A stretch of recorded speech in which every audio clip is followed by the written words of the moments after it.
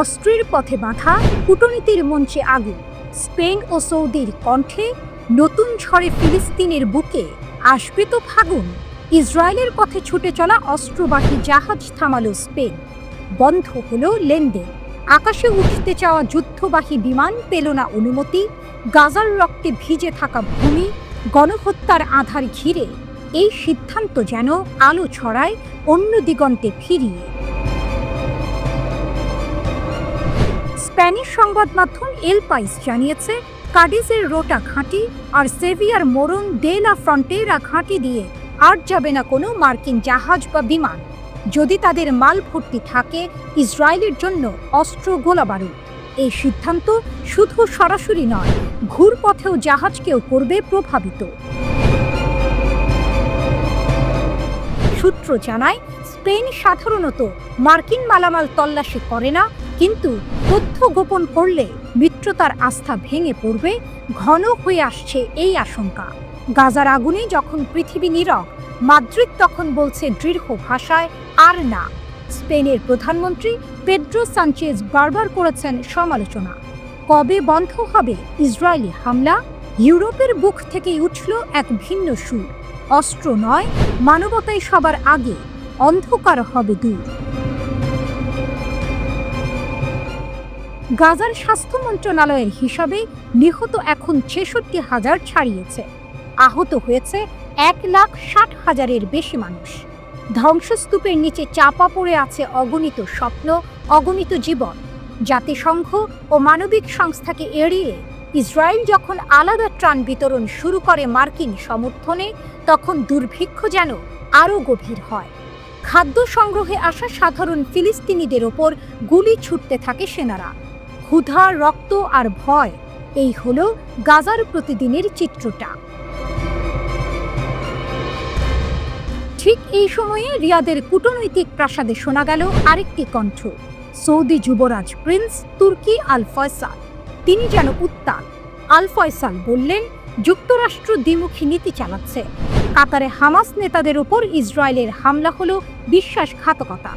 উপসাগরীয় দেশগুলো এখন ভাবছে, কোথায় আমাদের নিরাপত্তার ভরসা? তিনি সতর্ক করলেন, এখনই আমাদের কৌশল পাল্টাতে হবে। প্রিন্স তুর্কি বলেন, আমেরিকা আজ ইসরায়েলের একনিষ্ঠ মিত্র হয়ে উঠেছে।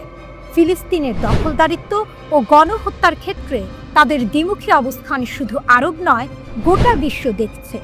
তিনি ডোনাল্ড ট্রাম্পকে বার্তা দিলেন, শান্তির দূত হতে চাইলে পুরনো ভুলগুলো সংশোধন করতে হবে। ফিলিস্তিনি রাষ্ট্রকে স্বীকৃতি দেওয়ার ধারায় সৌদি আরব ও ফ্রান্সও এগিয়ে এসেছে। প্রিন্স তুর্কি বললেন, অনেকেই সমালোচনা করছে, কিন্তু প্রকৃত সত্য হলো দখলদারিত্বই প্রতিরোধকে জন্ম দেয়। যদি দখল না থাকতো, তবে প্রতিরোধেরও জন্ম হতো না। স্পেনের ঘাঁটি থেকে শুরু করে সৌদির প্রাসাদ, সবখানেই শোনা যাচ্ছে এক নতুন সুর। অস্ত্রের ট্রানজিট বন্ধ, কূটনীতির ভাষায় প্রতিবাদ। এ যেন বিশ্বকে মনে করিয়ে দিচ্ছে, গাজার রক্ত কারো চোখে জল আনে, কারো হাতে আগুন জ্বালায়। সমীকরণ বদলাচ্ছে, ইতিহাস লিখছে নতুন অধ্যায়।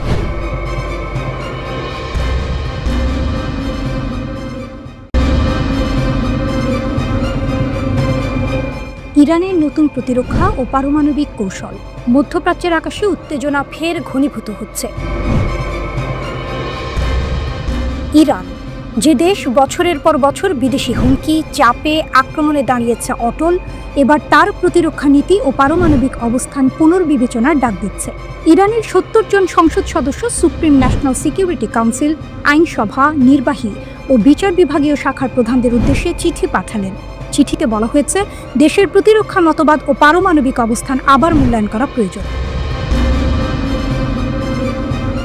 এটি এমন এক সময় এসেছে যখন ইরানের পারমাণবিক কর্মসূচি শান্তিপূর্ণ বলেও বিশ্বের কাছে বারবার বলেছে দেশটি, কিন্তু বাস্তবতা বলছে পশ্চিমা শক্তি ও ইসরায়েল সরাসরি হুমকি দিচ্ছে। জুনে ইসরায়েল মার্কিন সাহায্যে ইরানের ক্ষেপণাস্ত্র এবং পারমাণবিক স্থাপনাগুলোর উপর আক্রমণ চালায়। ফোর্দো সহ ৩টি স্থাপনায় হামলা, যা আন্তর্জাতিক আইন ও এনপিটি চুক্তি লঙ্ঘন করে ইরানকে কঠোর অবস্থান নেওয়ার পথে ঠেলে দেয়।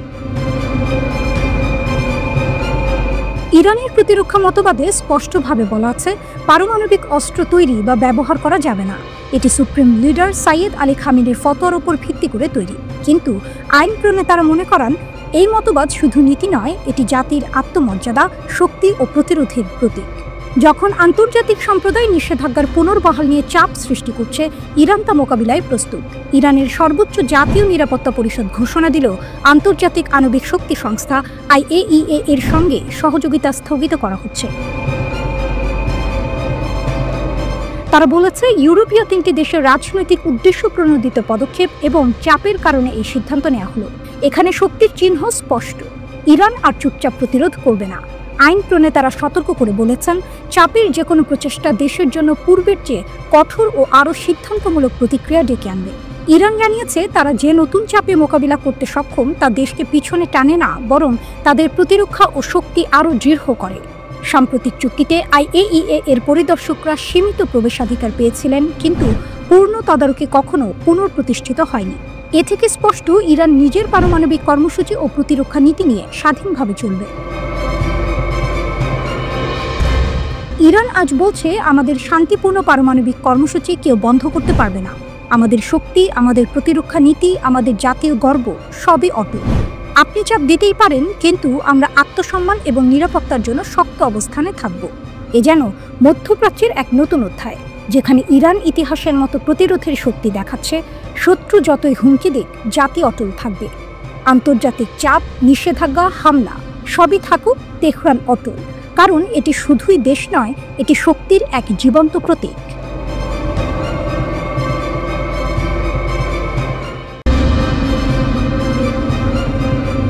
ইসলামিক ন্যাটো, সৌদি পাকিস্তানের নতুন চুক্তি মধ্যপ্রাচ্যে উত্তেজনার আগুন জ্বালাচ্ছে। মধ্যপ্রাচ্যের আকাশে নতুন সংকটের মেঘ ঘনাচ্ছে। সৌদি আরব এবং পাকিস্তান আনুষ্ঠানিকভাবে ন্যাটোর মতো প্রতিরক্ষা চুক্তি স্বাক্ষর করেছে। নামমাত্রের নয়, এই চুক্তি এক শক্তিশালী বার্তা বহন করছে। কাতারের রাজধানী দোহায় ইসরায়েলের হামলার কয়েকদিন পর এই ঘোষণা আসে। হামাস নেতৃত্বকে লক্ষ্য করে ইসরায়েলি হামলার সময় কাতার, যেখানে মার্কিন যুক্তরাষ্ট্রের বৃহত্তম সামরিক ঘাঁটি আল উদেইদ অবস্থিত, পুরো অঞ্চলে উত্তেজনা ছড়ায়। এই হামলার প্রতি যুক্তরাষ্ট্রের মদদ এবং নীরব সমর্থন উপসাগরীয় দেশগুলোর মধ্যে মার্কিন সুরক্ষার উপর বিশ্বাসকে দারুণভাবে নাড়া দিয়েছে। এবার সৌদি আরব আর পাকিস্তানকে একসাথে দেখে এই সংকেত পাঠানো হচ্ছে, আমরা একে অপরের সঙ্গে আছি এবং আমরা প্রতিরোধের জন্য প্রস্তুত।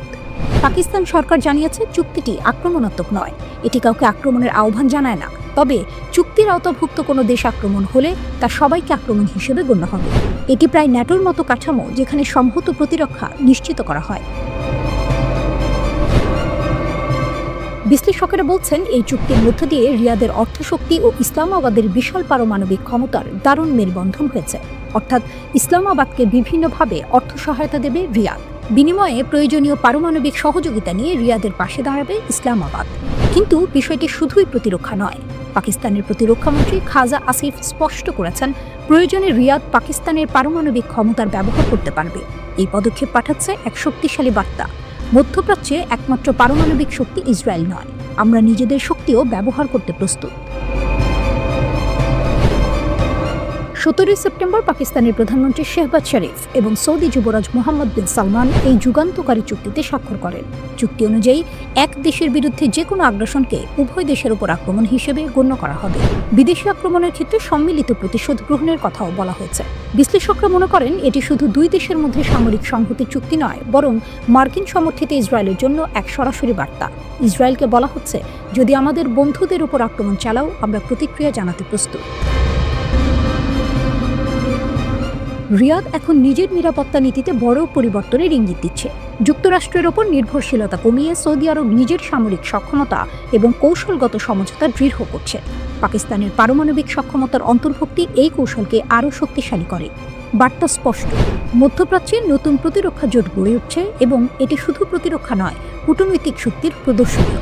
হুক, টুইস্ট এবং বার্তা সব মিলিয়ে ইঙ্গিত দিচ্ছে যে এই অঞ্চলের নিরাপত্তার সমীকরণ আর আগের মতো থাকবে না। রিয়াদ ইঙ্গিত দিচ্ছে পাকিস্তানের সঙ্গে চুক্তি করার মধ্য দিয়ে তারা কার্যত পারমাণবিক সুরক্ষা বলয়ের নিচে চলে এসেছে। বিশ্লেষকেরা বলছেন, মধ্যপ্রাচ্যের সম্ভাব্য একমাত্র পারমাণবিক শক্তিধর দেশ ইসরায়েল, সৌদি আরব পাকিস্তানের চুক্তিকে ঘনিষ্ঠভাবে পর্যবেক্ষণ করছে। উপসাগরীয় আরব দেশগুলো বলছে, কাতারের 9 সেপ্টেম্বর হামলা চালানোর মধ্য দিয়ে ইসরায়েল কার্যত যে কোনো আরব দেশে আগ্রাসন চালানোর হুমকি দিয়ে রেখেছে।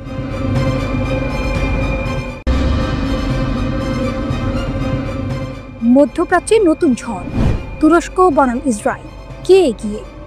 একদিকে ইসরায়েল, ছোট দেশ কিন্তু প্রযুক্তি ও নির্ভুলতার দাপট। অন্যদিকে তুরস্ক, বড় সেনা, শক্তিশালী নৌবাহিনী আর ন্যাটোর ছায়া। প্রশ্ন একটাই, যদি মুখোমুখি সংঘাত শুরু হয় তবে শেষ হাসি কে হাসবে? ইসরায়েলের সেনাবাহিনী তুলনামূলক ছোট, সক্রিয় সৈন্য মাত্র 1,70,000, কিন্তু রিজার্ভ বাহিনী বিশাল, 4,65,000। অন্যদিকে তুরস্কের সক্রিয় সেনা 3 লাখের বেশি, প্রায় দ্বিগুণ। রিজার্ভ বাহিনীও কম নয়, 3,78,000। অর্থাৎ সৈন্য সংখ্যার লড়াইয়ে তুরস্ক এগিয়ে, কিন্তু দ্রুত মোতায়েন ও প্রস্তুতিতে ইসরায়েলের রিজার্ভ বাহিনী বাড়তি সুবিধা দিতে পারে। অর্থ এখানে বড় হাতিয়ার। 2024 সালে ইসরায়েল ব্যয় করেছে $30.5 বিলিয়ন, তুরস্ক খরচ করেছে আরও বেশি, $40 বিলিয়ন। সংখ্যায় তুরস্ক জিতলেও ইসরায়েল তাদের টাকা ঢালে প্রযুক্তি, স্যাটেলাইট নজরদারি আর আধুনিক ক্ষেপণাস্ত্র ব্যবস্থায়। আর সেখানেই তৈরি হয় আসল টুইস্ট। স্থলযুদ্ধে তুরস্ক শক্তিশালী, তাদের হাতে রয়েছে 2,231 ট্যাঙ্ক, 55,000-এর বেশি সাঁজোয়াজাম। ইসরায়েলের আছে 1,070 ট্যাঙ্ক আর 43,000 সাঁজোয়াজাম। কামান ও রকেট লঞ্চারেও তুরস্ক এগিয়ে, কিন্তু ইসরায়েলের পরিচিতি নির্ভুল আঘাত, উন্নত ড্রোন আর ক্ষেপণাস্ত্র ব্যবস্থার জন্য। আকাশযুদ্ধে সংখ্যায় তুরস্কের দাপট, তাদের মোট বিমান সংখ্যা 1,069, ইসরায়েলের হাতে 612, কিন্তু মানের লড়াইয়ে ইসরায়েল এগিয়ে। তাদের কাছে আছে 280 উন্নত ফাইটার জেট, তুরস্কের আছে 205। সবচেয়ে বড় শক্তি ইসরায়েলের 14টি এয়ার রিফুয়েলিং বিমান, যা দীর্ঘ সময় আকাশে যুদ্ধ চালিয়ে যেতে সাহায্য করে। তুরস্কের হাতে মাত্র 7টি। হেলিকপ্টারের ক্ষেত্রে তুরস্ক বেশ এগিয়ে, মোট 502, যার মধ্যে 111 অ্যাটাক হেলিকপ্টার। ইসরায়েলের হাতে আছে মোট 146 হেলিকপ্টার, যার মধ্যে 48টি অ্যাটাক হেলিকপ্টার। নৌবাহিনীতে তুরস্কের দাপট স্পষ্ট, তাদের কাছে আছে 186 যুদ্ধ জাহাজ, ইসরায়েলের মাত্র 67। সাবমেরিনেও তুরস্ক এগিয়ে, 12 বনাম 5। তবে ইসরায়েলের সাবমেরিন বহর অনেক বেশি উন্নত, পারমাণবিক ক্ষমতার সম্ভাবনা রাখে, যা যে কোনো মুহূর্তে খেলার মোড় ঘুরিয়ে দিতে পারে। তাহলে যুদ্ধ হলে সংখ্যায় ও বিস্তৃত শক্তিতে তুরস্ক নিঃসন্দেহে এগিয়ে। তবে যুদ্ধ মানে শুধু সংখ্যা নয়, ইসরায়েলের আকাশ প্রতিরক্ষা ব্যবস্থা আয়রন ডোম বহুবার প্রমাণ করেছে তাদের ক্ষমতা। তারা ছোট দেশ হলেও প্রযুক্তি, গোয়েন্দা তথ্য আর নির্ভুল আঘাতে বিশ্বে অনন্য। অন্যদিকে তুরস্কের ভৌগোলিক অবস্থান, বৃহৎ সেনাবাহিনী, শক্তিশালী নৌবাহিনী আর ন্যাটোর সমর্থন তাদের বানায় ভয়ঙ্কর প্রতিদ্বন্দ্বী।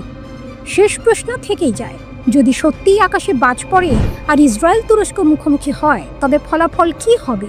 বিশ্লেষকরা বলেন, আমেরিকার সমর্থন ছাড়া ইসরায়েলে টিকে থাকা কঠিন, কিন্তু যদি প্রযুক্তি আর ক্ষেপণাস্ত্রের নির্ভুলতা কাজে লাগে, তবে ছোট দেশ হয়েও ইসরায়েল পুরো যুদ্ধের মোড় ঘুরিয়ে দিতে পারে। এক কথায়, এই লড়াই হবে শক্তি আর বুদ্ধি, ফলাফল অজানা। কিন্তু ঝড়ের আগে উত্তেজনার এই নীরবতা মধ্যপ্রাচ্যকে করে তুলেছে এক ভয়াবহ সিনেমার মঞ্চ।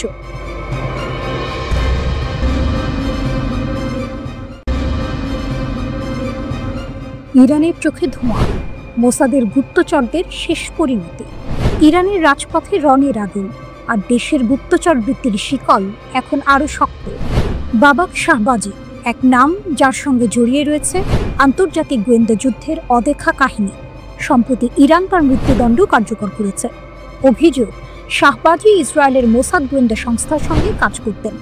বিদেশে বসবাসের প্রলোভন এবং অর্থের বিনিময়ে তিনি ইরানের সামরিক ও নিরাপত্তা সংক্রান্ত সংবেদনশীল তথ্য ফাঁস করতেন।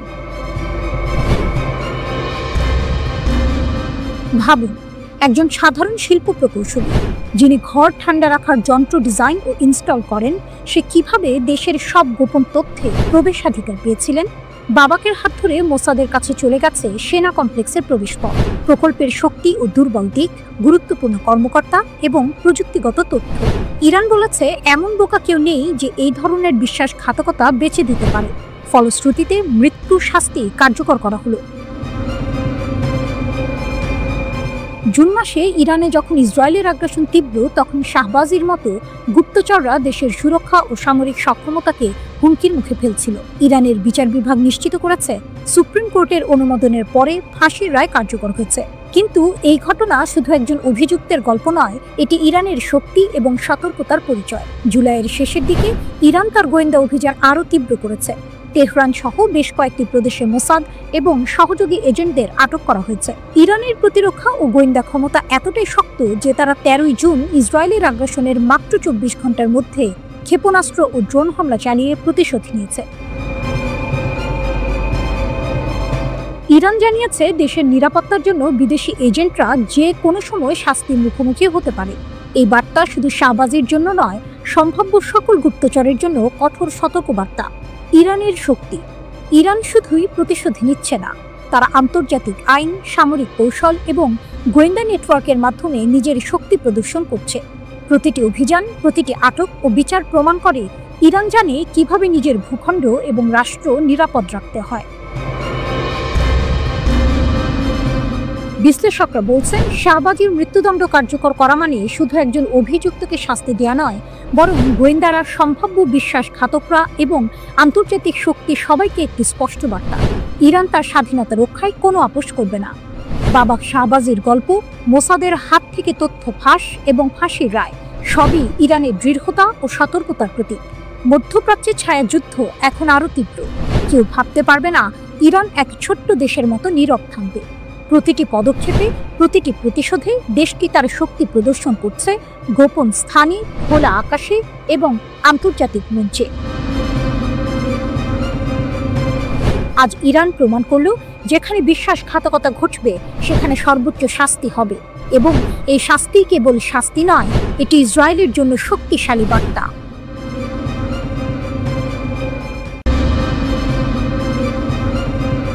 দোহায় মুসলিম বিশ্বের জোট, যুক্তরাষ্ট্র ইসরায়েলের বিরুদ্ধে নতুন মঞ্চ। দোহা, আকাশে ধোঁয়া এখনো মিলায়নি। যে শহর আগুনে কেঁপেছিল সে শহরে হয়ে উঠছে প্রতিরোধের মঞ্চ।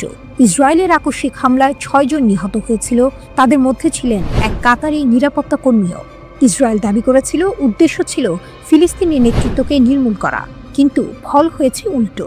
আরব মুসলিম দুনিয়ার বুকে জ্বলে উঠেছে ক্ষোভের আগুন, আর সেই আগুনে ডেকে আনছে অভূতপূর্ব সমাবেশ। হামলার দিনই চলছিল দোহায় এক গুরুত্বপূর্ণ বৈঠক। যুক্তরাষ্ট্রের মধ্যস্থতায় গাজার যুদ্ধবিরতি নিয়ে আলোচনা করছিলেন ফিলিস্তিনি নেতারা। 2 বছরের রক্তক্ষয়ী যুদ্ধ থামাতে বন্দি বিনিময়ের প্রস্তাব ছিল আলোচনায়, কিন্তু বৈঠকের টেবিল ভেঙে গিয়েছিল ক্ষেপণাস্ত্রের শব্দে। ইসরায়েল হামলার পর প্রকাশ্যে বলেছিল তারা ট্রাম্পের প্রস্তাবে রাজি, তবে আফসোস শুধু একটাই, ফিলিস্তিনি নেতৃত্বকে হত্যা করতে পারেনি। এই ঘোষণার পর ক্ষোভে ফেটে পড়ে পুরো অঞ্চল। জাতিসংঘ নিরাপত্তা পরিষদও নীরব থাকেনি, সর্বসম্মতভাবে নিন্দা জানায় দোহায় ইসরায়েলি হামলার। এর পরপরই কাতার ডাক দেয় জরুরি আরব ইসলামিক সম্মেলনের। সোমবারে সেই সম্মেলনে একত্র হবেন আরব লীগ ও ইসলামিক সহযোগিতা সংস্থা OIC এর 70টিরও বেশি দেশের নেতা। দোহা পরিণত হতে যাচ্ছে মুসলিম বিশ্বের নতুন কূটনৈতিক যুদ্ধক্ষেত্রে। কাতারের প্রধানমন্ত্রী শেখ মোহাম্মদ বিন আব্দুর রহমান বিন জাসিম আল থানি নিউ ইয়র্কে মার্কিন প্রেসিডেন্ট ডোনাল্ড ট্রাম্পের সঙ্গে বৈঠক শেষে জানিয়ে দিয়েছেন কাতার একা কোনো পদক্ষেপ নেবে না, লড়াই হবে সমষ্টিগত প্রতিক্রিয়ায়।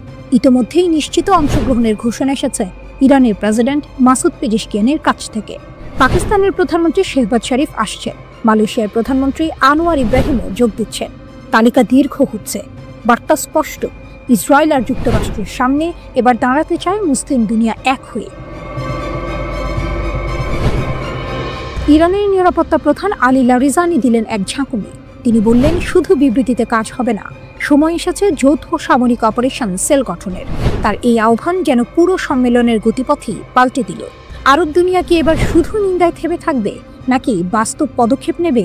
প্রশ্নটা এখন বিশ্বজুড়ে। গাজা যুদ্ধের বাইরেও ইসরায়েল সম্প্রতি হামলা চালিয়েছে ইরান, সিরিয়া, লেবানন ও ইয়েমেনে। একে একে উত্তপ্ত করেছে গোটা মধ্যপ্রাচ্য। ফলে সংকটে পড়েছে আঞ্চলিক নিরাপত্তা। এই বাস্তবতায় দোহায় সমবেত নেতাদের আলোচনায় উঠে আসছে নতুন প্রতিরক্ষা কাঠামোর চিন্তা। উপসাগরীয় দেশগুলো ভাবছে এবার হয়তো যুক্তরাষ্ট্রের প্রচলিত অস্ত্র চুক্তির বাইরেও যেতে হবে। চিত্রনাট্য যেন স্পষ্ট হয়ে উঠছে।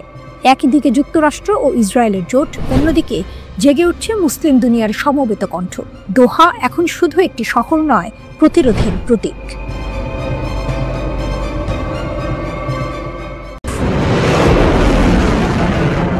ইসরায়েলি আগ্রাসনের বিরুদ্ধে ইয়েমেনি জনগণ আবারও নিজেদের শক্তি এবং দৃঢ়তা প্রমাণ করেছে। কাতার এবং হামাসের সাথে একাত্মতা ঘোষণা করে তারা গাজার প্রতি তাদের সমর্থন অটুট রেখেছে এবং নিহতদের প্রতি তাদের আনুগত্য পুনর্ব্যক্ত করেছে। গণসমাবেশে ইয়েমেনের দৃঢ় প্রতিক্রিয়া।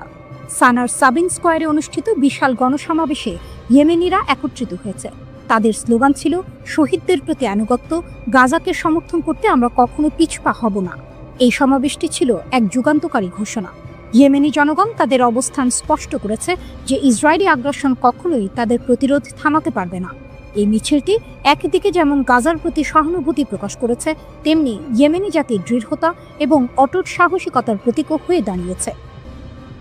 ইয়েমেনের অবস্থান এবং কাতারের প্রতি সমর্থন। ইয়েমেনের গণসমাবেশে এক বিবৃতিতে বলা হয়, মহৎ অবস্থানের মূল্য কিন্তু অনেক রক্তের বিনিময়ে, তবে এর ফলাফল হবে একটি বিজয় যা আমাদের পৃথিবী এবং আখিরাতে ব্যর্থহীনভাবে জয়ী করবে। ইয়েমেনের নেতা ও জনগণ কাতারের সার্বভৌমত্বের বিরুদ্ধে ইসরায়েলি লঙ্ঘনকে প্রত্যাখ্যান করেছে এবং তাদের প্রতি সমর্থন ঘোষণা করেছে। কাতারের প্রতি এই সমর্থন শুধু রাজনৈতিক নয়, এটি একটি মানবিক অবস্থান যা মুসলিম উম্মার ঐক্যের প্রতীক হয়ে উঠেছে। ইয়েমেনের সশস্ত্র বাহিনী এবং তাদের প্রতিশ্রুতি। ইয়েমেনের সশস্ত্র বাহিনীর সাম্প্রতিক সামরিক অভিযানগুলি ইসরায়েলি আগ্রাসনের পরের প্রতিক্রিয়া হিসেবে শুরু হয়েছে, অত্যন্ত তীব্র এবং সুনির্দিষ্ট। ইয়েমেনি বাহিনী তাদের আক্রমণগুলি গঠন করেছে এবং আরও গভীরে প্রবেশ করার প্রস্তুতি নিচ্ছে। সামরিক অভিযানগুলি যেমন নাকাবের রামন বিমানবন্দরের ড্রোন হামলা, ইসরায়েলি স্থাপনাগুলির বিরুদ্ধে বেশ কয়েকটি আক্রমণ করে। ইয়েমেনিরা একে অপরকে সুরক্ষা দিতে কখনো পিছু হটবে না এবং তাদের প্রতিরোধে দৃঢ় প্রতিজ্ঞাবদ্ধ। তাদের এই দৃঢ়তার প্রমাণ পাওয়া গেছে ইসরায়েলি উপকূলের দিকে হামলা চালানোর সময়, যেখানে ইয়েমেনি বাহিনী হাইপারসনিক ক্ষেপণাস্ত্র সহ শক্তিশালী অস্ত্র ব্যবহার করেছে। ইসরায়েলের ক্ষতিপূরণের ক্ষয়ক্ষতি। ইসরায়েলি হামলার পর ইয়েমেনের বেসামরিক এলাকাগুলিতে মারাত্মক ক্ষতি হয়েছে। সানা এবং আল জাউফে ইসরায়েলের বিমান হামলার ফলে 46 জন ইয়েমেনি নিহত এবং 165 জন আহত হয়েছে। তবে ইয়েমেনের দৃঢ় প্রতিক্রিয়া থেকে স্পষ্ট হয়েছে যে তারা কখনো থামবে না। তারা বারবার এই ঘোষণা করেছে যে শহীদদের মৃত্যু আমাদের শক্তি এবং আমাদের প্রতিরোধ আরও তীব্র হবে। বিশ্বব্যাপী শক্তি এবং সাহস। এই সময়ে ইয়েমেনি জনগণ তাদের দৃঢ়তা এবং সাহসিকতার মাধ্যমে বিশ্বকে দেখিয়েছে যে তারা কোনো শত্রু বা শক্তির কাছে নতজানু হবে না। তাদের প্রতিরোধ এখন এক বৃহৎ আন্দোলনের রূপ নিচ্ছে, যেখানে মুসলিম বিশ্বের একাত্মতার প্রতীক হিসেবে গাজা এবং কাতারের প্রতি অটুট সমর্থন জানানো হয়েছে। এই দৃঢ়তা কেবল একটি জাতির অগ্রগতির সূচনা নয়, বরং বিশ্বের কাছে এক বার্তা, ইয়েমেনি জনগণ কখনো তাদের লক্ষ্যে পৌঁছাতে থামবে না। ইয়েমেনের বজ্রাঘাত, আল কুদসে হুথিদের হাইপারসনিক প্রতিশোধ।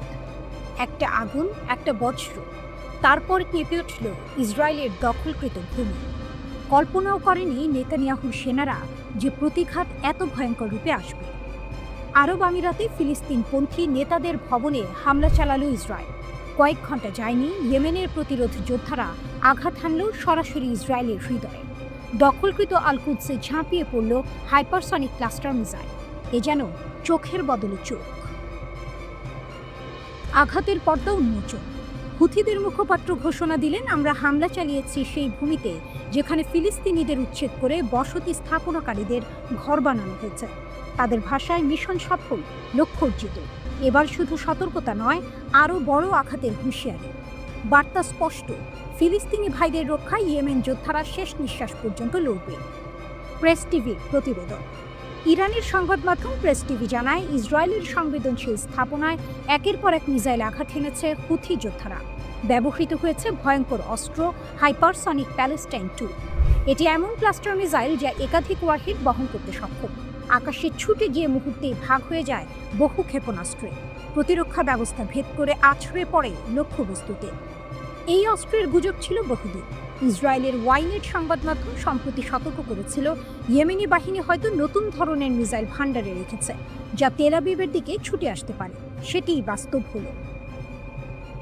প্রতিশোধের আগুন। সম্প্রতি ইয়েমেনের রাজধানী সানায় হুথিদের প্রেসিডেন্ট প্যালেস লক্ষ্য করে ভয়ানক হামলা চালিয়েছিল ইসরায়েল। তার জবাবেই এবার ইয়েমেনিদের প্রতিঘাত।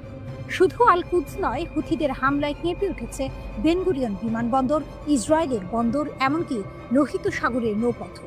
ড্রোন আর মিসাইলের ঝড় যেন এক অস্থিরতায় ফেলেছে ইসরায়েলি সেনা আর তাদের মিত্রদের। কাহিনী যেন যুদ্ধের সিনেমা। প্রথমে ইসরায়েল আঘাত করে আরব আমিরাতে ফিলিস্তিনি পন্থী নেতাদের ভবনে। মনে হয়েছিল ভয় দেখানো গেল, কিন্তু না, কয়েক ঘন্টার মধ্যে পাল্টা আঘাত এলো ইয়েমেন থেকে। যেন ইতিহাসের নাট্যমঞ্চে টুইস্ট, যেখানে শিকারী শিকারীকে পরাস্ত করে। ভবিষ্যতের সতর্কবার্তা। হুথিরা জানিয়ে দিয়েছে এটা কেবল শুরু। তাদের প্রতিশোধ চলবে। তারা শুধু নিজেদের ক্ষতির জবাব দিচ্ছে না, তারা দাঁড়াচ্ছে ফিলিস্তিনিদের পাশে। বার্তাটা যেন আকাশ ভেদ করে ছুটে আসা আগুনের অক্ষরে লেখা, ইসরায়েল, প্রতিটি হামলার জবাব আমরা দেব। প্রতিটি ফিলিস্তিনির কান্নার প্রতিধ্বনি আমরা রূপ দেব বজ্রঘাতে। আল কুদসে সেই বজ্রের শব্দ শোনা যাচ্ছে। এখন প্রশ্ন, পরবর্তী বজ্রপাত কোথায় নামবে? ইসরায়েল কি তা ঠেকাতে পারবে, নাকি প্রতিরোধের আগুন আরো ছড়িয়ে পড়বে গোটা অঞ্চলে?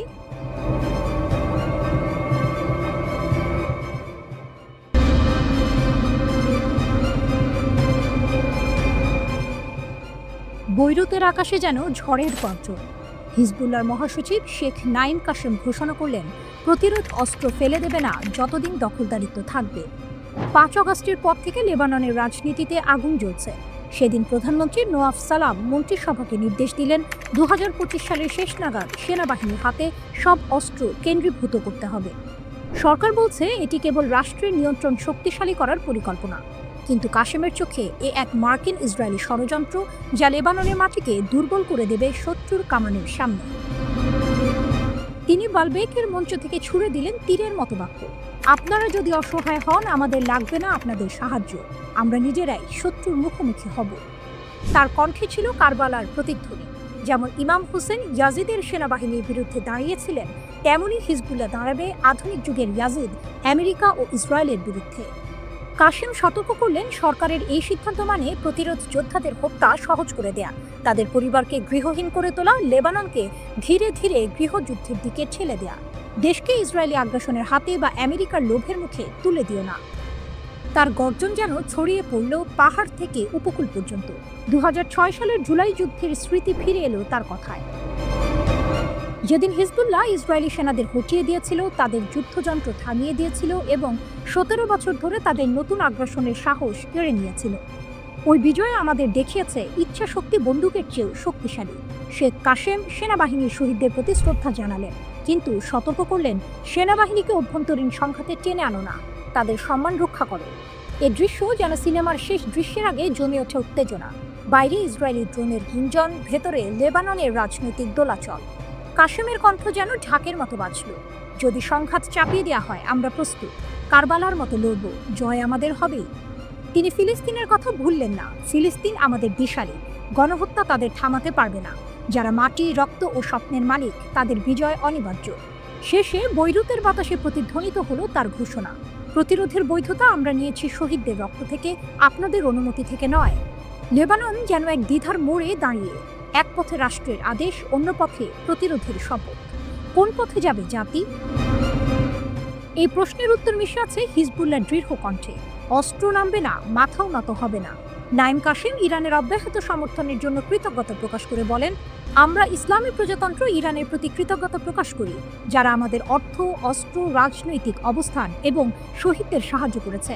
শেখ কাশেম লেবানন এবং ইরানের মধ্যে ভ্রাতৃত্বপূর্ণ সম্পর্ককে এই অঞ্চলে অধ্যবসায় এবং প্রতিরোধের অক্ষ হিসাবে বর্ণনা করেছেন। শেষ পর্যন্ত তিনি স্পষ্ট করে বলেছেন, লেবানন টিকে থাকবে যদি আমরা একত্রিত থাকি, না হলে সব হারাবে, সবই আপনার দায়িত্ব হবে।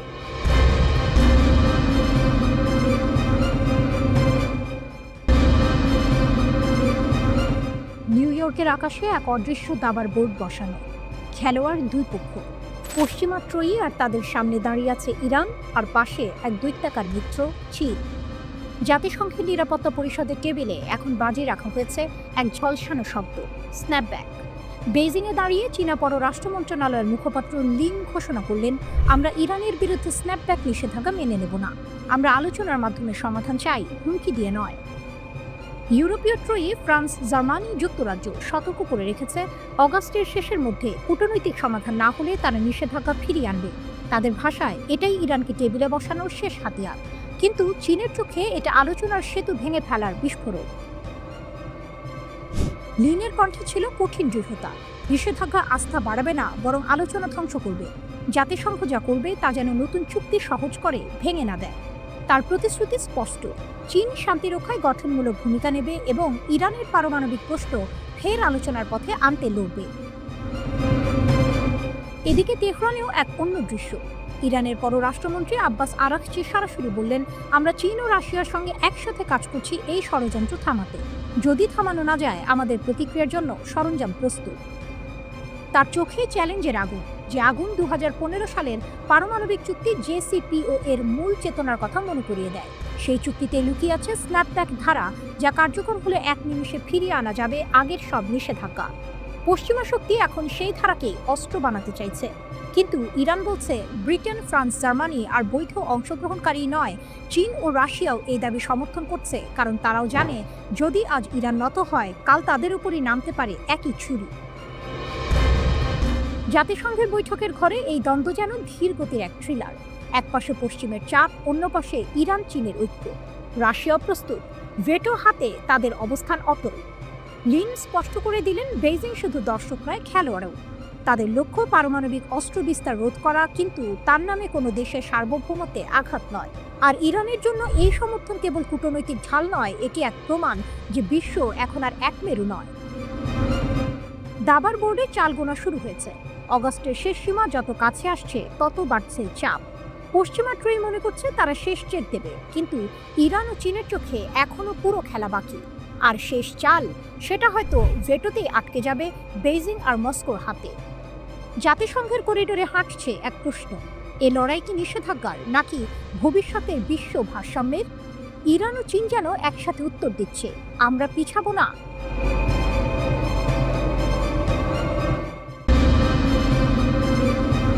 মধ্যপ্রাচ্যের আকাশে আবারও এক নতুন গর্জন উঠেছে। যুদ্ধ আর সংঘাতের আগুনে জর্জরিত ইরান আজ যেন আরও অদম্য, আরও অপ্রতিরোধ্য। ইসরায়েল ও আমেরিকার ক্রমাগত হুমকির মুখে তেহরান তৈরি করেছে এমন এক ঢাল, যা শুধু রক্ষার নয়, আক্রমণের জন্যও প্রস্তুত। আর সেই ঢালের সবচেয়ে উজ্জ্বল রত্ন রাস্তাখিজ মিসাইল।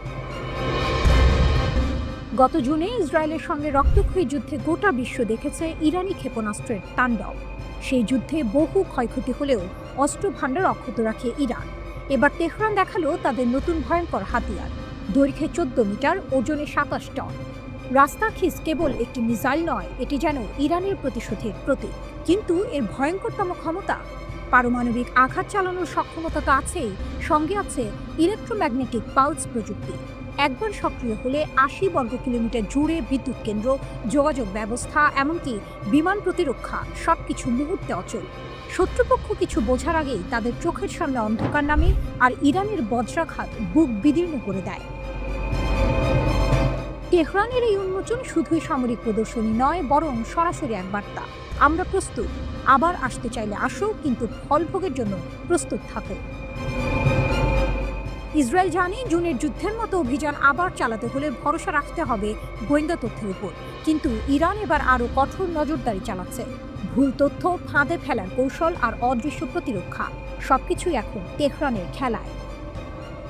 এক প্রতিবেদনে বলা হয়েছে, ইসরায়েলের সঙ্গে যুদ্ধে ইরান হারিয়েছে বহু সেনা কর্মকর্তা ও পারমাণবিক বিজ্ঞানী, কিন্তু ক্ষেপণাস্ত্র ভাণ্ডার অক্ষত। এমনকি কিছু ধ্বংসাত্মক অস্ত্র এখনও ব্যবহারও করা হয়নি।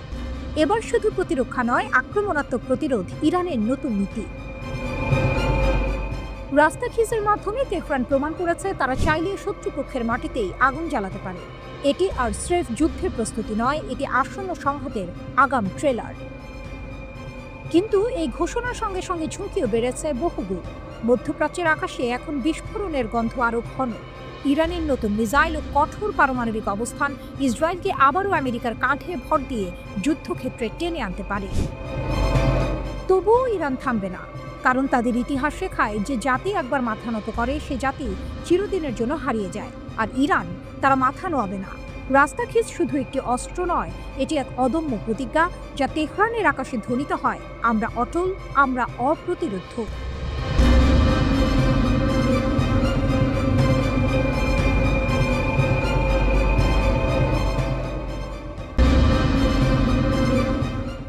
আলাস্কার বরফ গলল না, পুতিনের দৃঢ়তায় ট্রাম্পের অচলাবস্থা। আলাস্কার বরফে ঢাকা মঞ্চে ইতিহাসের এক নাটক মঞ্চস্থ হল। মুখোমুখি বসেছিলেন দুই মহাশক্তির দুই অগ্নিমূর্তি, ডোনাল্ড ট্রাম্প আর ভ্লাদিমির পুতিন।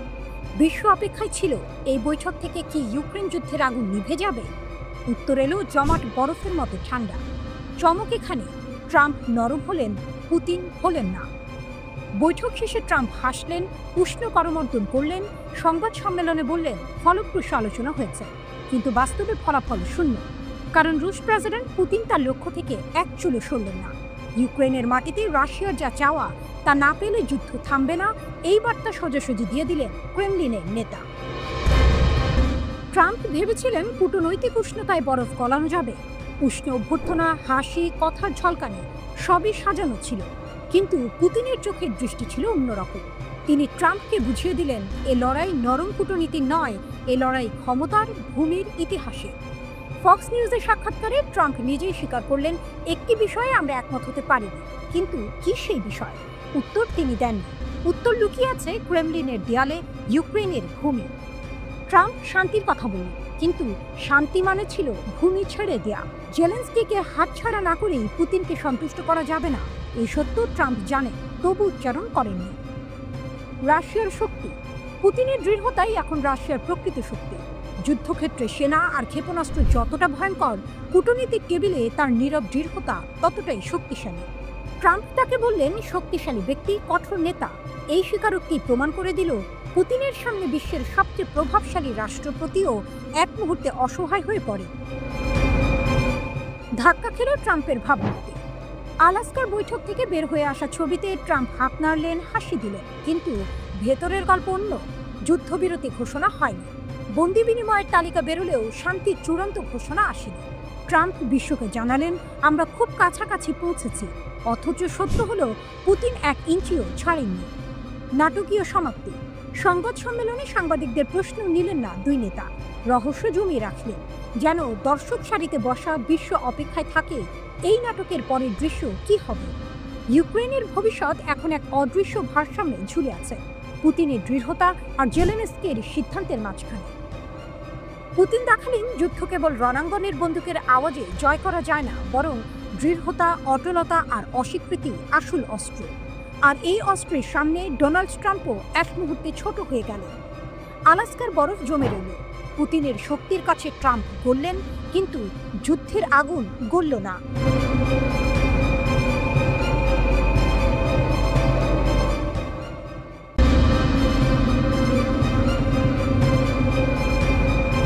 আলাস্কার বরফে গলা যুদ্ধ, মস্কোর হৃদয়ে বাজল বিজয়ের ঢাক। আলাস্কার বরফে ঢাকা অ্যাঙ্করেজ শহর। সারা বিশ্ব তাকিয়েছিল এক বৈঠকের দিকে। টেবিলের দুই পাশে মুখোমুখি বসেছিলেন মার্কিন প্রেসিডেন্ট ডোনাল্ড ট্রাম্প আর রুশ প্রেসিডেন্ট ভ্লাদিমির পুতিন। 3 ঘন্টার সেই রুদ্ধশ্বাস বৈঠক শেষ হতেই পৃথিবী জুড়ে শুরু হলো বিশ্লেষণের ঝড়, কিন্তু মস্কোতে সেখানে ঢাক বাজল বিজয়ের। রাশিয়ার প্রভাবশালী রাজনীতিকরা ঘোষণা দিলেন এই বৈঠক শুধু এক বৈঠক নয়, এটা রাশিয়ার কূটনৈতিক জয়ের প্রতীক, আর ইউক্রেন ও তার ইউরোপীয় মিত্রদের জন্য এক নিঃশব্দ পরাজয়। রয়টার্স জানায় বৈঠক শেষ হওয়ার পরপরই মস্কোর রাজনীতিকরা আনন্দে উচ্ছ্বসিত প্রতিক্রিয়া দিয়েছেন, আর গার্ডিয়ান লিখেছে পুতিন কোনো ছাড় দেননি। ট্রাম্প যুদ্ধবিরতির দাবি তুললেও তা প্রত্যাখ্যান করেছেন। তবুও রাশিয়ার ওপর নতুন কোনো নিষেধাজ্ঞা আসেনি, যেন অদৃশ্য এক খেলার মাঠে রাশিয়া হাসছে আর পশ্চিম নীরব। কঠোর মনোভাবের জন্য পরিচিত রাশিয়ার সাবেক প্রেসিডেন্ট দিমিত্রি মেদভেদেভ টেলিগ্রামে লিখলেন, এই বৈঠক প্রমাণ করল শর্তহীন আলোচনা সম্ভব, যে সত্যটা মস্কো বারবার বলে এসেছে। যুদ্ধ যখন ইউক্রেনে তীব্রতর হচ্ছে, তখনই এই দৃশ্য বিশ্বকে চোখে আঙুল দিয়ে দেখালো রাশিয়ার অবস্থান কতটা দৃঢ়। যুদ্ধ যখন ইউক্রেনে তীব্রতর হচ্ছে, তখনই এই দৃশ্য বিশ্বকে চোখে আঙুল দিয়ে দেখালো রাশিয়ার অবস্থান কতটা দৃঢ়। আরেক শক্তিশালী কণ্ঠস্বর পুতিনের দল। ইউনাইটেড রাশিয়ার আইন প্রণেতা আন্দ্রেই কিসাস। তার ভাষায় আলাস্কার এই বৈঠক রাশিয়ার দীর্ঘমেয়াদী ও ন্যায্য শান্তির আকাঙ্ক্ষা নিশ্চিত করেছে। এরপর আরও সরাসরি বললেন, এটা রাশিয়ার সফলতা আর ইউক্রেন ও ইউরোপীয় মিত্রদের পরাজয়। যারা এতদিন শর্তহীন যুদ্ধবিরতির জন্য চাপ দিচ্ছিল, তারা আজ কার্যত হাত গুটিয়েছে। কিসাস লিখলেন, বিশেষ সামরিক অভিযানের কাজগুলো সম্পন্ন হবে, চাই সামরিক উপায়ে, চাই কূটনৈতিকভাবে। ইউরোপের নিরাপত্তার নকশা মস্কো এঁকেছে, আর সেটাই সবাইকে মেনে নিতে হবে। এক ধরনের ঘোষণা, এক ধরনের রায়। 3 ঘন্টার বৈঠকে যুদ্ধবিরতি বা শান্তি চুক্তি হয়নি, কিন্তু দুই নেতা মুখে মুখে বললেন আলোচনা ফলপ্রসূ হয়েছে। তারপর করমর্দন, হাসি আর সংক্ষিপ্ত বিবৃতির পর যার যার উড়োজাহাজে চড়ে ফেরত গেলেন নিজ নিজ দেশে। রাশিয়ার রাষ্ট্রীয় টেলিভিশন চ্যানেল 1 বৈঠকের নাটকীয় দিকগুলো সামনে আনল। লাল গালিচা, করমর্দন, ক্যামেরার ঝলকানি, সব যেন এক রাজনৈতিক থ্রিলারের দৃশ্য। 2022 সালে ইউক্রেনে পূর্ণমাত্রায় হামলার পর পশ্চিমারা যাকে একঘরে করার চেষ্টা করেছিল, সেই পুতিনকে বিশ্ব দেখল অভ্যর্থনার আসনে। আলাস্কা থেকে চ্যানেলের প্রতিনিধি জানালেন, দুই নেতা অনেক বিষয়ে একমত হয়েছেন, তবে সব প্রকাশ করা হয়নি। যেন গোপন অধ্যায়ের ইঙ্গিত, যা হয়তো কাল নতুন নাটক মঞ্চস্থ করবে। যেন গোপন অধ্যায়ের ইঙ্গিত, যা হয়তো কাল নতুন নাটক মঞ্চস্থ করবে। রাশিয়ার সংসদের উচ্চকক্ষের বৈদেশিক সম্পর্ক কমিটির প্রধান কনস্টান্টিন কোসাচভ লিখলেন, এই বৈঠক উভয় প্রেসিডেন্টের জন্য এক যৌথ সাফল্য। তারা যা অর্জন করেছেন, এই মুহূর্তে তার চেয়ে ভালো কিছু সম্ভব ছিল না। তবে সবার কণ্ঠ এক ছিল না। ইউক্রেন যুদ্ধপন্থী ব্লগার ওয়ার গঞ্জো মন্তব্য করলেন, বৈঠক হয়েছে কিন্তু দৃশ্যমান ফল আসেনি। তার ভাষায়, যদি রাশিয়া আবার ইউক্রেনের লক্ষ্যবস্তুতে আঘাত শুরু করে, ট্রাম্প আবার নিষেধাজ্ঞার তাস খেলতে পারে। তখন প্রশ্ন উঠবে, অন্তহীন আলোচনার জন্য রাশিয়া কি তার সামরিক অভিযান থামাবে? বাইরে থেকে শান্তির ছবি, ভেতরে অগ্নিগর্ভ বাস্তবতা। তবুও আলাস্কার বরফে জমে থাকা রাতের পর ভোরে মস্কোতে বাজল বিজয়ের সুর। পুতিন কিছু হারাননি, বরং জেতেন কূটনীতির মঞ্চ। আর ট্রাম্প, তিনি হাত মেলালেন, হাসলেন, তবে ইউক্রেনের পক্ষে 1 ইঞ্চিও এগোতে পারলেন না। তিনি হাত মেলালেন, হাসলেন, তবে ইউক্রেনের পক্ষে 1 ইঞ্চিও এগোতে পারলেন না।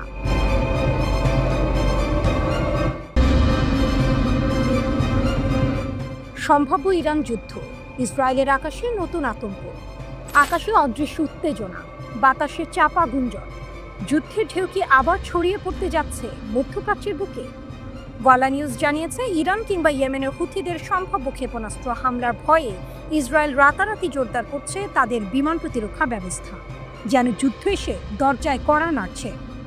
ইসরায়েলের প্রতিরক্ষা মন্ত্রণালয়ের মহাপরিচালক মেজর জেনারেল আমির বারাম নির্দেশ দিয়েছেন, অ্যারো 3, অ্যারো 4, আয়রন ডোম, ডেভিড স্লিং আর ভূমি ভিত্তিক লেজার সিস্টেম দ্রুত উন্নয়ন করতে হবে। শুধু তাই নয়, বাড়ানো হচ্ছে নতুন রাডার আর গোপন প্রতিরক্ষা প্রযুক্তি। এক কথায় পুরো দেশকে ঢেকে ফেলতে চাইছে এক অদৃশ্য ঢাল দিয়ে। কিন্তু কেন এত তাড়াহুড়ো? কারণ ইতিহাস ভুলতে দেয় না। মাত্র 2 মাস আগের যুদ্ধে ইরান হঠাৎ করে নিক্ষেপ করেছিল 20টি ব্যালিস্টিক ক্ষেপণাস্ত্র। ইসরায়েল দাবি করে বেশিরভাগই নাকি আটকানো হয়েছে, কিন্তু বাস্তব অন্য কথা বলে। কিছু ক্ষেপণাস্ত্র আছড়ে পড়ে বেয়ারশেবার একটি অ্যাপার্টমেন্ট কমপ্লেক্সে। ধোঁয়া, আগুন, চিৎকার, নিরাপত্তা বেষ্টনীর ফাঁক তখন স্পষ্ট হয়ে ওঠে। বারামের নির্দেশের ভেতরে তাই ভয়ও আছে, আবার স্বীকারোক্তিও। আর সেই কারণেই মার্কিন সেন্টকমের সঙ্গে জোরদার করছে সহযোগিতা। মনে রাখা দরকার, 2021 সাল থেকে ইসরায়েল সরাসরি যুক্ত হয়েছে সেন্টকমের ছত্রছায়ায়। গত 13ই জুন ইসরায়েল ইরানে চালায় আকস্মিক সামরিক অভিযান। লক্ষ্য ইরানের পারমাণবিক স্থাপনা। মুহূর্তেই ধ্বংস হয়ে যায় ল্যাব, বিস্ফোরণে মাটিতে মিশে যান জ্যেষ্ঠ কমান্ডার আর পারমাণবিক বিজ্ঞানীরা। 12 দিনের সংঘাতে ইরানের 1062 জন প্রাণ হারায়, তাদের মধ্যে 786 জন সামরিক আর 276 জন সাধারণ মানুষ। ইরান কি চুপ করেছিল? না, তারা ফিরিয়ে দিয়েছিল জবাব। ব্যালিস্টিক ক্ষেপণাস্ত্র ছুঁড়ে কাঁপিয়ে দিয়েছিল ইসরায়েলের শহর। সেই আঘাতে নিহত হয়েছিল 31 জন বেসামরিক মানুষ আর 1 অফ ডিউটি সৈনিক। ইসরায়েল বলে তাদের প্রতিরক্ষা ব্যবস্থা তখন 90% ক্ষেপণাস্ত্র ঠেকাতে পেরেছিল। কিন্তু বিশ্ব জানে, যুদ্ধক্ষেত্রে একটি ফাঁক মানে মৃত্যু, মানে ভাঙন, মানে আঘাত। ইসরায়েল আকাশ ঢেকে দিতে চাইছে লোহা আর লেজারে, অথচ ইরান প্রমাণ করেছে তাদের হাতের শক্তি শুধু রকেট নয়, মহাকাশ ছুঁয়ে যাওয়া ব্যালিস্টিক ক্ষেপণাস্ত্র। অ্যারো-3 বা আয়রন ডোম হয়তো শত শত আক্রমণ ঠেকাতে পারে, কিন্তু ইরানের প্রতিটি ক্ষেপণাস্ত্র যেন নতুন ধাঁধা, নতুন শক। আর ইয়েমেনের হুথিদের কথা, সেখানেও তেহরানের ছায়া। একের পর এক মিসাইল ছুটে যাচ্ছে ইসরায়েলের দিকে। আকাশ প্রতিদিনই হয়ে উঠছে যুদ্ধক্ষেত্র। প্রতিরক্ষা ব্যবস্থার স্তূপ গড়ে কি ইসরায়েল সত্যি নিরাপদ, নাকি ইরানের প্রতিটি পাল্টা আঘাত তাদের মনে করিয়ে দিচ্ছে শক্তির লড়াইয়ে অজেয় কেউ নয়? আকাশে যখন লাল অ্যালার্ম বাজে তখন বোঝা যায় মধ্যপ্রাচ্যের মঞ্চে নাটক শেষ হয়নি, কেবল বিরতির পর্দা নেমেছে। ইরান দেখিয়েছে তারা শক্তি এক আঘাতে থেমে যায় না। প্রতিটি শত্রুর আকাশে তাদের প্রতিরোধের ছায়া ভাসমান, আর ইসরায়েল আয়রন ডোমের দেয়াল তুলেও সেই ছায়া মুছে ফেলতে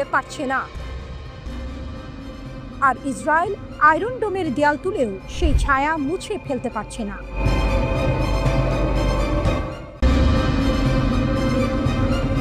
মধ্যপ্রাচ্যে যুদ্ধের ঘ্রাণ, মার্কিন সেনাদের বড় পদক্ষেপ, ইরানের চোখ রাঙানি। মধ্যপ্রাচ্যের আকাশে আবারও ঘন কুয়াশার মতো জমছে যুদ্ধের ছায়া। বাগদাদ ছেড়ে মার্কিন সেনারা পাড়ি জমাচ্ছে উত্তর ইরাকের কুর্দি নিয়ন্ত্রিত শহর এরবিলে।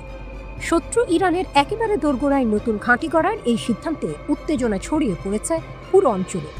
প্রশ্ন উঠছে, এ কি কেবল সেনা পুনর্বিন্যাস, নাকি আসছে নতুন এক ভয়ঙ্কর সংঘাত? বাগদাদ ছেড়ে এরবিলে ট্রাম্প প্রশাসনের বড় খেলা। 2026 সালের সেপ্টেম্বরের মধ্যে আইন আল আসাদ ঘাঁটি, বাগদাদ বিমানবন্দর ও জয়েন্ট অপারেশনস কমান্ড থেকে সেনা সরিয়ে নেবে যুক্তরাষ্ট্র। তবে মার্কিন সামরিক প্রশিক্ষকরা থেকে যাবে ইরাকে, আর আন্তর্জাতিক জোটের সেনারা এরবিল ও উত্তর ইরাকে অবস্থান করবে একই সময় পর্যন্ত।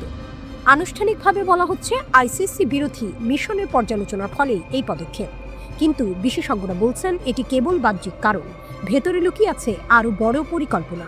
গত জুনে ইসরায়েল হামলা চালায় তেহরানের সামরিক ও পারমাণবিক স্থাপনায়। 12 দিনের রক্তক্ষয়ী যুদ্ধে ইরান প্রমাণ করে দেয় তার হাতে শুধু ক্ষেপণাস্ত্র নয়, অভেদ্য আকাশ প্রতিরক্ষা, ড্রোন বাহিনী আর সাইবার শক্তিও রয়েছে। তেহরান, তেলাবিব ও মার্কিন ঘাঁটিতে পাল্টা আঘাত এনে বার্তা দিয়েছিল, আমরা প্রতিরক্ষামূলকই নই, প্রয়োজনে আগ্রাসীও হব। এই প্রেক্ষাপটেই নতুন করে মার্কিন সেনাদের স্থানান্তরকে দেখা হচ্ছে, কেননা ইরান ইতিমধ্যে প্রতিবেশী ইরাককে সতর্ক করেছে। ইসরায়েল বা যুক্তরাষ্ট্র যদি আবার আগ্রাসন চালায়, এবার জবাব হবে আরও ভয়ঙ্কর। প্রশ্ন, যুদ্ধ কি আরও কাছে? লন্ডন ভিত্তিক দৈনিক আশার্ক আল আওসাদ মার্কিন কর্মকর্তাদের উদ্ধৃত করে দাবি করেছে, ওয়াশিংটন আসলে সেনা কমাচ্ছে না, বরং পুনর্স্থাপন করছে, অর্থাৎ সরাসরি সংঘাতের জন্য নতুন মোর্চা করছে। এর মানে ইরানকে ঘিরে রাখা হচ্ছে আরও কৌশলগতভাবে। কিন্তু ইরানও যে নীরব বসে নেই তা পরিষ্কার। তাদের হাতে রয়েছে হাইপারসনিক ক্ষেপণাস্ত্র, উন্নত আকাশ প্রতিরক্ষা এবং ড্রোন বাহিনী, যেগুলো প্রতিপক্ষের প্রযুক্তিকে অচল করে দেওয়ার মতো সক্ষমতা রাখে। অর্থাৎ নতুন সংঘাত শুরু হলে এবার শুধু বাগদাদ নয়, এরবিল থেকে শুরু করে মার্কিন ঘাঁটিগুলো ঝুঁকির মুখে পড়তে পারে। এদিকে মার্কিন সেনারা এরবিলে ঘাঁটি গড়ছে, অন্যদিকে ইরান ঘোষণা করছে, যে কোনো আকাশ, যে কোনো আক্রমণ ভেদ করার মতো শক্তি আমাদের হাতে আছে। যেন দাবার ছকে দুই পক্ষই নিজের চাল সাজাচ্ছে।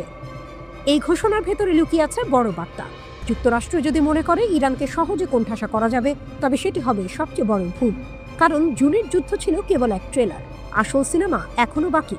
মধ্যপ্রাচ্যের তেল সমৃদ্ধ ভূমি এখন দাঁড়িয়ে আছে এক মোড়ে, একদিকে শান্তির ক্ষীণ আশা, অন্যদিকে এক ভয়ঙ্কর যুদ্ধের ঘ্রাণ। প্রশ্ন কেবল একটাই, আগামী সংঘাতে কে প্রথম চাল দেবে?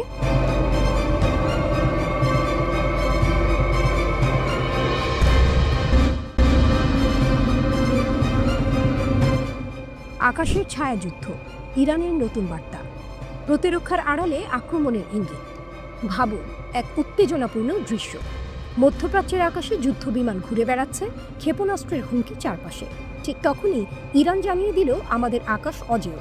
এই ঘোষণাটা শুধু সামরিক দম্ভ নয়, বরং এক গভীর কৌশলগত বার্তা।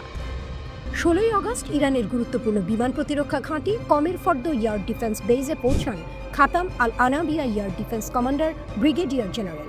তিনি ঘাঁটির বিভিন্ন অংশ ঘুরে দেখেন, সেনাদের সাথে কথা বলেন এবং শহীদ যোদ্ধাদের স্মরণ করেন, যারা গত জুনে ইসরায়েলের সঙ্গে 12 দিনের যুদ্ধে প্রাণ হারিয়েছেন। জেনারেল স্পষ্ট জানিয়ে দেন, দেশের সার্বভৌমত্ব রক্ষায় বিমান প্রতিরক্ষা বাহিনী প্রথম সারির ঢাল। শত্রুর যে কোনো আক্রমণ আকাশেই থামিয়ে দেওয়া হবে। এই বার্তাটা শুধু প্রতিরক্ষা নিয়ে নয়, বিশ্লেষকরা বলছেন ইরান আসলে বোঝাতে চাইছে তারা শুধু আকাশ পাহারা দিচ্ছে না, সক্রিয় প্রতিরক্ষার কৌশল নিয়েছে।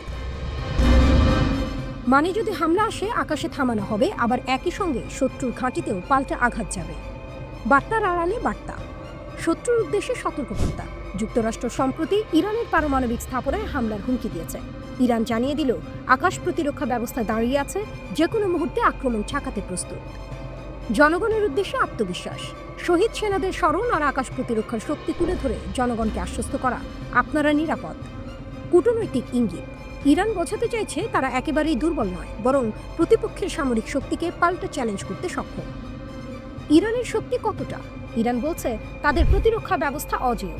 সত্যিই তাদের হাতে আছে বাভার 373 নামের উন্নত প্রতিরক্ষা ব্যবস্থা, যা S-400 এর সমকক্ষ বলে দাবি। আধুনিক রাডার, যা একসাথে বহু লক্ষ্য শনাক্ত করতে পারে। আকাশ প্রতিরক্ষা ড্রোন ও মিসাইল, যেগুলো আগেও মার্কিন ড্রোন ভূপাতিত করে দেখিয়েছে। তবে প্রশ্ন থেকেই যায়, আধুনিক মার্কিন ও ইসরায়েলি প্রযুক্তির সঙ্গে সত্যি কি পাল্লা দিতে পারবে ইরানের আকাশ প্রতিরক্ষা, নাকি এই ঘোষণা মূলত রাজনৈতিক ও মনস্তাত্ত্বিক বার্তা, যা জনগণকে সাহসী রাখার জন্য বেশি? এবার কাল্পনিক দৃশ্য, মধ্যপ্রাচ্যের আকাশ অন্ধকার, দূরে গর্জন করছে যুদ্ধ বিমান। হঠাৎ রাডারের স্ক্রিনে ধরা পড়ে শত্রুর ছোড়া মিসাইল। ইরানের প্রতিরক্ষা ঘাঁটি সতর্ক হয়ে ওঠে, সাইরেন বাজতে থাকে। একটা ক্ষেপণাস্ত্র ছুটে আসে আর মুহূর্তের মধ্যেই সেটিকে আঘাত করে ধ্বংস করে দেয় ইরানের প্রতিরক্ষা মিসাইল। কমান্ডারের কণ্ঠ ভেসে আসে, আমাদের আকাশ ভেদ করা যাবে না, আঘাত করলে পাল্টা জবাব হবে আরও কঠিন। এভাবেই শত্রুদের জবাব দিবে ইরান।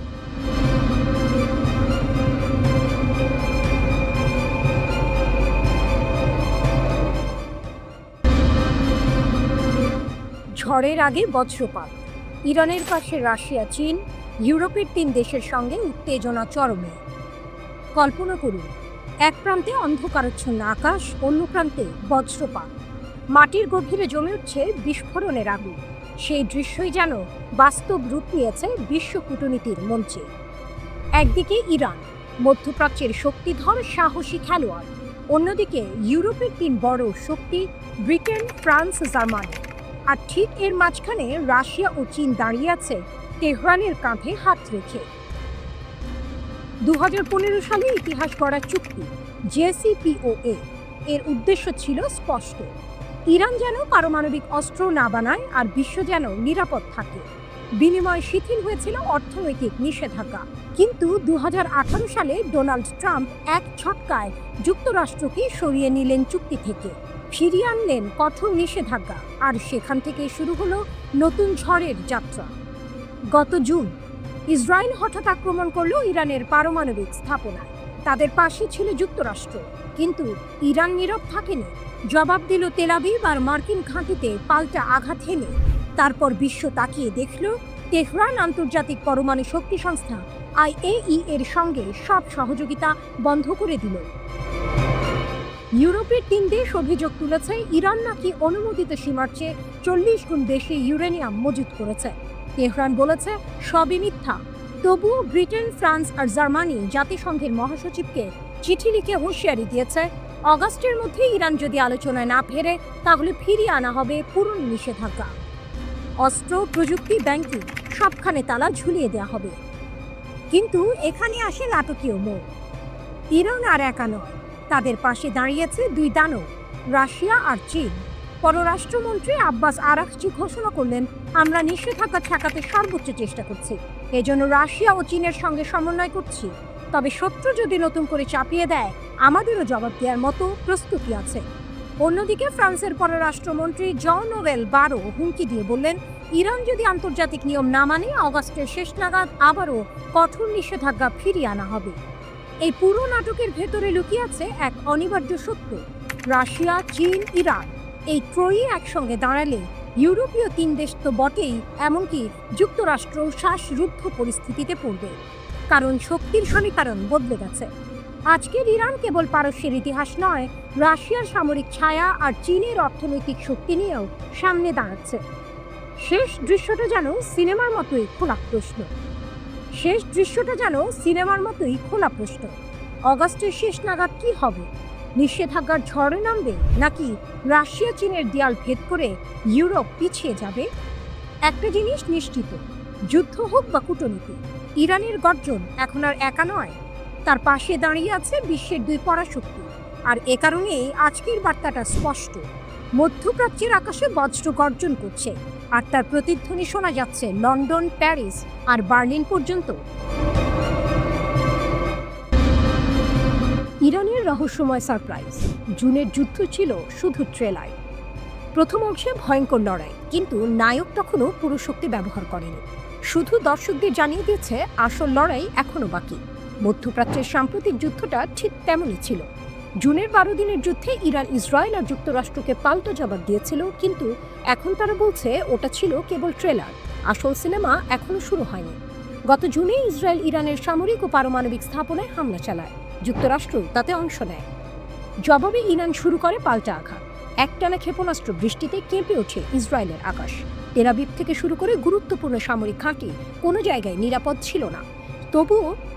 তবুও ইরান তখন সংযম দেখিয়েছিল। বিশ্লেষকরা বলছেন তেহরান ইচ্ছাকৃতভাবে তার পূর্ণ সামরিক শক্তি ব্যবহার করেনি। এবার আর সেই সংযম নেই। ইরান সরাসরি হুঁশিয়ারি দিয়ে বলছে শত্রুর প্রতিটি ভুল পদক্ষেপ গুঁড়িয়ে দেওয়া হবে, আগের চেয়েও ভয়ঙ্কর শক্তি দিয়ে। প্রশ্ন হচ্ছে সেই সারপ্রাইজ কি? বিশ্লেষকরা বলছেন ইরানের হাতে কয়েকটি ভয়ঙ্কর অস্ত্র আছে যেগুলো আগের যুদ্ধে ব্যবহার করা হয়নি। হাইপারসনিক মিসাইল, যা যে কোনো প্রতিরক্ষা ব্যবস্থা ভেদ করতে পারে। ড্রোন ফ্লিট, যেগুলো আগেই সৌদি আরব ও আমিরাতে হামলা চালিয়ে কার্যকারিতা প্রমাণ করেছে। উন্নত আকাশ প্রতিরক্ষা ব্যবস্থা, যা মার্কিন ড্রোন ভূপাতিত করে বিশ্বকে তাক লাগিয়েছে। আর সবচেয়ে রহস্যময় অস্ত্র সাইবার যুদ্ধ প্রযুক্তি, যা ইসরায়েলের যোগাযোগ ব্যবস্থা অচল করে দিতে পারে। অর্থাৎ সারপ্রাইজ মানে শুধু আরেকটি ক্ষেপণাস্ত্র নয়, বরং এক ভয়ঙ্কর নতুন অধ্যায়। এখন বড় প্রশ্ন, এর প্রভাব কোথায় গিয়ে দাঁড়াবে? একদিকে সৌদি আরব, কাতার, সংযুক্ত আরব আমিরাত সবাই আমেরিকার নিরাপত্তার উপর নির্ভরশীল। অন্যদিকে ইরান ইঙ্গিত দিচ্ছে যদি আবার হামলা হয় তবে শুধু ইসরায়েল নয়, মার্কিন ঘাঁটিও থাকবে নিশানায়। মানে শুধু যুদ্ধ নয়, হুমকির মুখে পড়বে গালফ অঞ্চলের তেলের নিরাপত্তা আর পুরো মধ্যপ্রাচ্যের স্থিতিশীলতা। ইরানের পররাষ্ট্র দফতর স্পষ্ট করে জানিয়েছে আগামী সংঘাত আর সীমিত থাকবে না। এবার প্রতিপক্ষ বুঝতে পারবে ইরানের পূর্ণ শক্তি কাকে বলে। এই বার্তায় বোঝা যাচ্ছে তেহরান এবার শুধু প্রতিরক্ষায় নয়, সরাসরি আক্রমণাত্মক অবস্থানে। জুনের 12 দিনের যুদ্ধ ছিল একটি সতর্কবার্তা, কিন্তু নতুন সংঘাত মানে হবে পূর্ণ শক্তি উন্মোচন। আকাশে ধেয়ে আসা হাইপারসনিক মিসাইল, সমুদ্রপথে নেমে আসা ড্রোনের ঝাঁক, সাইবার আক্রমণে অচল হয়ে যাওয়া শত্রুর যোগাযোগ ব্যবস্থা, সব মিলিয়ে পুরো মধ্যপ্রাচ্য কেঁপে উঠবে এক ভয়ঙ্কর রহস্যময় সারপ্রাইজে।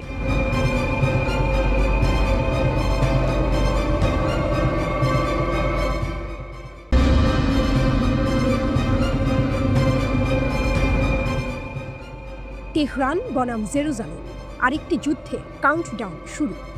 মধ্যপ্রাচ্যের গরম মাটিতে আবারও আগুনের গন্ধ। ইরান ইসরায়েলের দ্বন্দ্ব যেন থামতেই চাইছে না। 12 দিনের রক্তক্ষয়ী যুদ্ধের পরও দুই দেশের মধ্যে এখন চলছে অদৃশ্য এক ছায়াযুদ্ধ। প্রশ্ন উঠছে, আসছে কি আরও বড় সংঘাত? ইরানিদের উদ্দেশ্যে ইসরায়েলের বার্তা। 12ই আগস্ট ইসরায়েলি প্রধানমন্ত্রী বেনিয়ামিন নেতানিয়াহু টেলিভিশনে মুখোমুখি হলেন ইরানিদের সাথে। তিনি প্রতিশ্রুতি দিলেন, আমরা তোমাদের জল বিশুদ্ধকরণের প্রযুক্তি দেব। কিন্তু এর সঙ্গে তিনি এমন এক আহ্বান জানালেন যা তেহরানকে কাঁপিয়ে দিল। রাস্তায় নেমে এসো, শাসনের বিরুদ্ধে দাঁড়াও, ইসরায়েল তোমাদের পাশে আছে। তারই প্রতিধ্বনি করলেন ইসরায়েলের বিজ্ঞান ও প্রযুক্তি মন্ত্রী গিলা গামেলিয়েল। তিনি সোশ্যাল মিডিয়ায় লিখলেন, আগামী বছর মুক্ত তেহরান। ইসরায়েলের সাবেক প্রধানমন্ত্রী নাফতালি বেনেটও অভিযোগ করলেন, ইরান সরকার দেশবাসীর জন্য নয়, ক্ষেপণাস্ত্র আর সংঘাতে অর্থ ঢালছে। বার্তাটি স্পষ্ট, ইসরায়েল সরাসরি ইরানি জনগণকে শাসকের বিরুদ্ধে ব্যবহার করতে চাইছে। তেহরানের পাল্টা আঘাত। ইসরায়েলের এই বার্তায় তেহরান ক্ষুব্ধ। রাষ্ট্রপতি মাসুদ পেজেশকিয়াল এটিকে বললেন মরীচিকা। সংসদের স্পিকার গালিবাফ কটাক্ষ করে বললেন, পরিশোধিত নর্দমার পানি দিয়ে ইরানিদের প্রতারিত করছে ইসরায়েল। পররাষ্ট্রমন্ত্রী আব্বাস আরাকচি আরও এক ধাপে গিয়ে জানালেন, নিষেধাজ্ঞার কারণে ইরান নতুন প্রযুক্তি আনতে দেরি করছে, অথচ তাদের হাতে ইতিমধ্যেই সংকট সমাধানের উপায় আছে। সবচেয়ে বড় বার্তা এসেছে সরকারের সামরিক পদক্ষেপ থেকে। 3 আগস্ট ইরান নতুন এক প্রতিরক্ষা কাউন্সিল গঠন করেছে, যেখানে 38 বা প্রচলিত সেনাবাহিনী ও IRGC বা রিভলিউশনারি গার্ড সরাসরি অন্তর্ভুক্ত। শেষবার এই ধরনের কাউন্সিল গঠিত হয়েছিল 8 বছরের ইরাক ইরান যুদ্ধের সময়। এবারও তেহরান বুঝিয়ে দিল তারা আরেকটি বড় সংঘাতের জন্য প্রস্তুত। ছায়াযুদ্ধের নাটক। যুদ্ধবিরতির পরও ইরানের রহস্যজনক বিস্ফোরণ আর অগ্নিকাণ্ডের ঢেউ চলছে। মাত্র 40 দিনে 30টিরও বেশি ঘটনা। কখনো গুদাম উড়ে যাচ্ছে, কখনো সামরিক মালিকানাধীন অর্থনৈতিক কেন্দ্র জ্বলছে। তেহরান এগুলোকে ছোট করে দেখাতে চাইছে গ্যাস লিক, দুর্ঘটনা। কিন্তু মানুষ জানে এর পেছনে থাকতে পারে মোসাদের ছায়া। প্রমাণ ইরানি ভিন্ন মতাবলম্বীরাই এখন ইসরায়েলের হাতিয়ার। 7 আগস্ট প্রোপাবলিকা রিপোর্টে উঠে এসেছে সাম্প্রতিক যুদ্ধে ইসরায়েলি সাফল্যের পেছনে ছিল ইরানি সহযোগীরা। তারা মেশিন গান বসিয়েছে, বিমান প্রতিরক্ষা ধ্বংস করেছে, এমনকি বিজ্ঞানীদের অ্যাপার্টমেন্ট নজরদারি করেছে। অর্থাৎ শত্রু আর সীমান্তে সীমাবদ্ধ নয়, শত্রু এখন ভেতরে। শক্তির আসল খেলা। ইসরায়েল চায় ইরানি জনগণকে রাস্তায় নামাতে। তেহরান চায় দেখাতে তাদের হাতে শুধু সেনা নয়, প্রযুক্তি, ক্ষেপণাস্ত্র আর জনগণের শক্তি আছে। এ লড়াই শুধু অস্ত্রের নয়, মনস্তত্ত্বেরও। আজকের ইরান কেবল টার্গেট নয়, বরং এক দৈত্যাকার শক্তি, যে প্রমাণ করতে চায় যদি যুদ্ধ হয়, আগুন শুধু তেহরানে নয়, জ্বলবে তেল আবিবেও।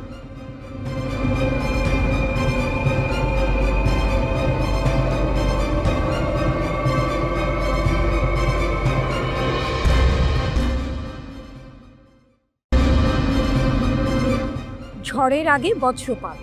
ইরানের পাশে রাশিয়া, চীন, ইউরোপের 3 দেশের সঙ্গে উত্তেজনা চরমে। কল্পনা করুন, এক প্রান্তে অন্ধকারাচ্ছন্ন আকাশ, অন্য প্রান্তে বজ্রপাত। মাটির গভীরে জমে উঠছে বিস্ফোরণের আগুন। সেই দৃশ্যই যেন বাস্তব রূপ নিয়েছে বিশ্ব কূটনীতির মঞ্চে। একদিকে ইরান, মধ্যপ্রাচ্যের শক্তিধর সাহসী খেলোয়াড়। অন্যদিকে ইউরোপের 3 বড় শক্তি, ব্রিটেন, ফ্রান্স, জার্মানি। আর ঠিক এর মাঝখানে রাশিয়া ও চীন দাঁড়িয়ে আছে তেহরানের কাঁধে হাত রেখে। 2015 সালে ইতিহাস গড়া চুক্তি JCPOA এর উদ্দেশ্য ছিল স্পষ্ট। ইরান যেন পারমাণবিক অস্ত্র না বানায় আর বিশ্ব যেন নিরাপদ থাকে। বিনিময়ে শিথিল হয়েছিল অর্থনৈতিক নিষেধাজ্ঞা। কিন্তু 2018 সালে ডোনাল্ড ট্রাম্প এক ছটকায় যুক্তরাষ্ট্রকে সরিয়ে নিলেন চুক্তি থেকে, ফিরিয়ে আনলেন কঠোর নিষেধাজ্ঞা। আর সেখান থেকে শুরু হলো নতুন ঝড়ের যাত্রা। গত জুন ইসরায়েল হঠাৎ আক্রমণ করল ইরানের পারমাণবিক স্থাপনায়। তাদের পাশে ছিল যুক্তরাষ্ট্র, কিন্তু ইরান নীরব থাকেনি। জবাব দিল তেল আবিব আর মার্কিন ঘাঁটিতে পাল্টা আঘাত হেনে। তারপর বিশ্ব তাকিয়ে দেখল তেহরান আন্তর্জাতিক পরমাণু শক্তি সংস্থা IAEA এর সঙ্গে সব সহযোগিতা বন্ধ করে দিল। ইউরোপের 3 দেশ অভিযোগ তুলেছে ইরান নাকি অনুমোদিত সীমার চেয়ে 40 গুণ বেশি ইউরেনিয়াম মজুত করেছে। তেহরান বলেছে সবই মিথ্যা। তবুও ব্রিটেন, ফ্রান্স আর জার্মানি জাতিসংঘের মহাসচিবকে চিঠি লিখে হুঁশিয়ারি দিয়েছে, অগাস্টের মধ্যে ইরান যদি আলোচনায় না ফেরে, তাহলে ফিরিয়ে আনা হবে পুরনো নিষেধাজ্ঞা। অস্ত্র, প্রযুক্তি, ব্যাংকিং সবখানে তালা ঝুলিয়ে দেওয়া হবে। কিন্তু এখানে আসে নাটকীয় মোড়। ইরান আর একা নয়, তাদের পাশে দাঁড়িয়েছে 2 দানব, রাশিয়া আর চীন। পররাষ্ট্রমন্ত্রী আব্বাস আরাকচি ঘোষণা করলেন, আমরা নিষেধাজ্ঞা ঠেকাতে সর্বোচ্চ চেষ্টা করছি, এজন্য রাশিয়া ও চীনের সঙ্গে সমন্বয় করছি। তবে শত্রু যদি নতুন করে চাপিয়ে দেয়, আমাদেরও জবাব দেওয়ার মতো প্রস্তুতি আছে। অন্যদিকে ফ্রান্সের পররাষ্ট্রমন্ত্রী জন-নোবেল বারো হুমকি দিয়ে বললেন, ইরান যদি আন্তর্জাতিক নিয়ম না মানে, অগাস্টের শেষ নাগাদ আবারও কঠোর নিষেধাজ্ঞা ফিরিয়ে আনা হবে। এই পুরো নাটকের ভেতরে লুকিয়ে আছে এক অনিবার্য সত্য। রাশিয়া, চীন, ইরান এই ত্রয়ী একসঙ্গে দাঁড়ালে ইউরোপীয় 3 দেশ তো বটেই, এমনকি যুক্তরাষ্ট্র শ্বাসরুদ্ধ পরিস্থিতিতে পড়বে। কারণ শক্তির সমীকরণ বদলে গেছে। আজকের ইরান কেবল পারস্যের ইতিহাস নয়, রাশিয়ার সামরিক ছায়া আর চীনের অর্থনৈতিক শক্তি নিয়েও সামনে দাঁড়াচ্ছে। শেষ দৃশ্যটা যেন সিনেমার মতোই খোলা প্রশ্ন। অগাস্টের শেষ নাগাদ কি হবে?